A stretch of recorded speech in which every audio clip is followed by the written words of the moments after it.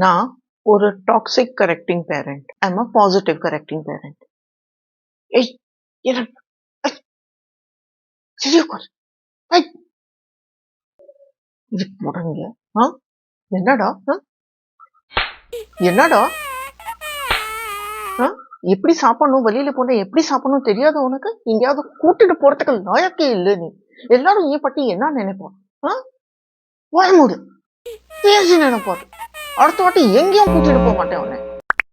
I am a positive correcting parent. Public பிளேஸ்ல நான் அப்படி ஓப்பனா நெகட்டிவா ஒன்றும் பேச மாட்டேன்.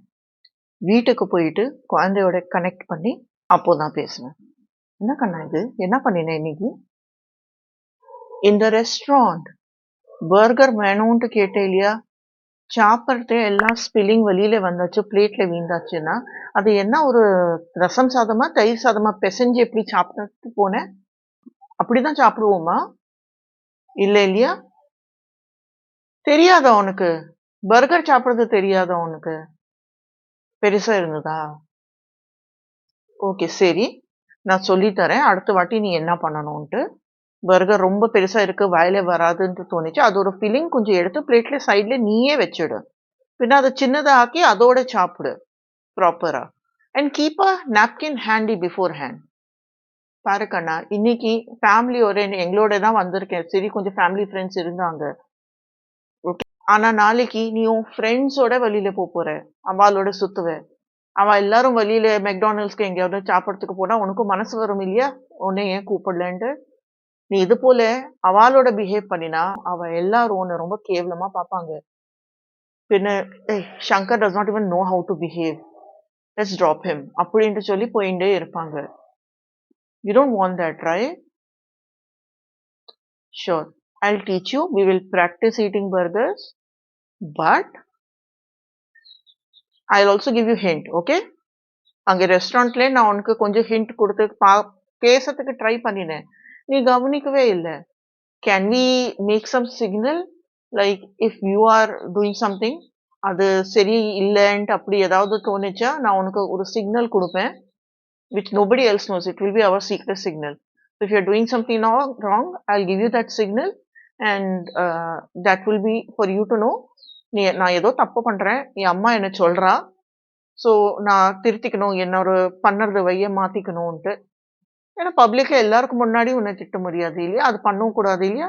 பிடிக்காது இல்லையா உனக்கு எல்லாரும் முன்னாடி திட்டினா? நெக்ஸ்ட் டைம் பார்த்து நம்ம பண்ணலாம், ஓகே? குழந்தைகளுக்கு தப்பு என்ன சரி என்ன சொல்லி கொடுக்கறது வேலை பேரண்ட்ஸோடது தான்.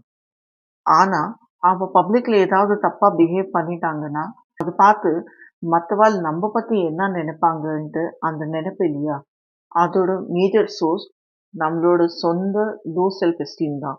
குழந்தைகளுக்கு அவளோட வயசு தகுந்த போலதான் நடக்க தெரியும். அதுவும் எல்லாமே நம்ம எவ்வளவு சொல்லி கொடுத்தாலும் அப்போ அப்போ சின்ன சின்ன தப்பு பண்ணுவாங்க.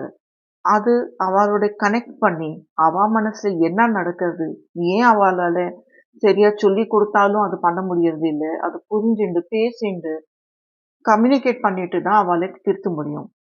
நம்மளோட சோஷியல் ப்ரெஸ்டீஜ், நம்மளோட சொசைட்டல் இமேஜ் அவளோட பொறுப்பு இல்லை. ஒரு இமோஷனலி டிஸ்ரெகுலேட்டட் பேரண்ட் அப்படின்னா அவங்க தான் இமோஷன்ஸ்லேயே மாட்டிட்டு இருக்காங்க. ஒரு பயம் உள்ளுக்குள்ள இருக்கிறது, low self esteem, nervousness, self doubt, lack of confidence, அது ப்ரொஜெக்ட் பண்ணி குழந்தைகளை திட்டுவாங்க. ஒரு இமோஷனலி ரெகுலேட்டட் பேரண்ட் யாரு? அவ வாழ்க்கையிலையும் பாஸ்ட்ல ஏதாவது நடந்திருக்கும், அவளுக்கும் ஒரு செல்ஃப் டவுட் இருக்கும், ஏதாவது நர்வஸ்னஸ் இருக்கும், ஏதாவது டவுட் இருக்கும் தான்.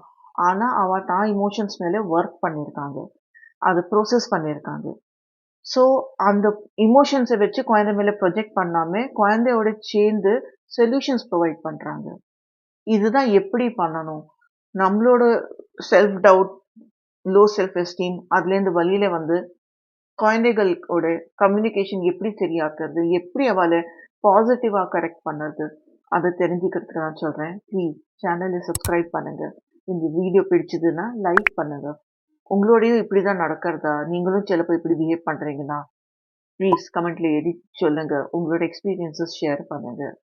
அப்புறம் சொல்ல மறந்துட்டேன், நான் சரோஜா, உங்களோட பேரண்டிங் கோச். வணக்கம்.